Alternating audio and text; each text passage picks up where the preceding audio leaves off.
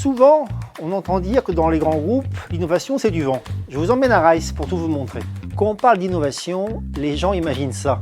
On a imaginé organiser un atelier d'intelligence collective avec des pairs pour partager les bonnes pratiques. On pourrait faire un business model Canva. Cette analyse financière nous permettra de calculer un ROI, une vanne, un TRI. On fera un POC en déployant un UX, quoi. Alors qu'en fait... Nous, on transporte du gaz, ça s'appelle du méthane. On fait de la maintenance maintenant sans rejet. Ça, c'est de l'innovation. On est les premiers à le faire. Quand on parle de design thinking, on s'imagine souvent ça. On va faire un petit atelier, alors c'est un atelier post-it. J'en ai ramené plein, des jaunes, des roses, des bleus. Et l'objectif, c'est qu'on va mettre plein de post-it sur le mur et vous allez imaginer plein d'idées. Alors des idées autour de l'innovation, voilà, dans votre équipe.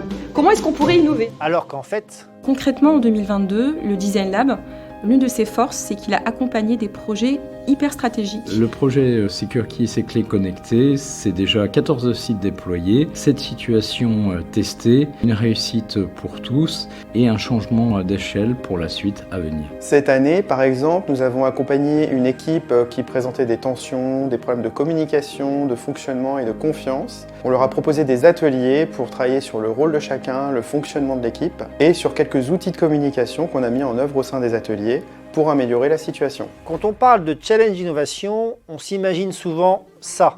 On va demander aux équipes de faire des super belles slides parce qu'on en a marre, des bonnes idées mais qui ressemblent à rien. Bootcamp et pitch, hein, voilà. Alors qu'en fait... Le challenge innovation, c'est environ 150 dossiers déposés tous les ans par 15% des salariés de l'entreprise. C'est 20 dossiers primés, accompagnés, coachés. Environ la moitié sont aujourd'hui en cours d'expérimentation, voire de déploiement.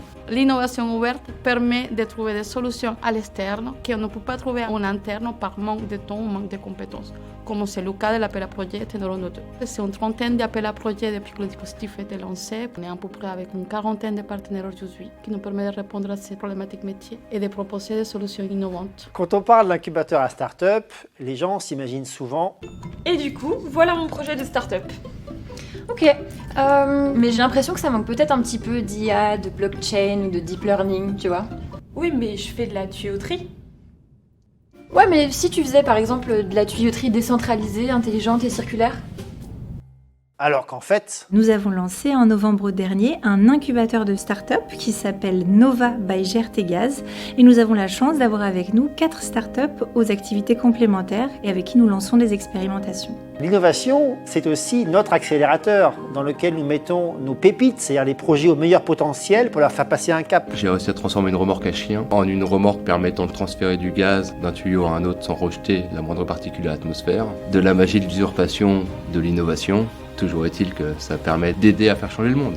Tu dis innovation chez GRTgaz, je dis... Rien de tel pour se laver la tête, des idées toutes faites. Sois visionnaire tout en gardant les pieds sur terre.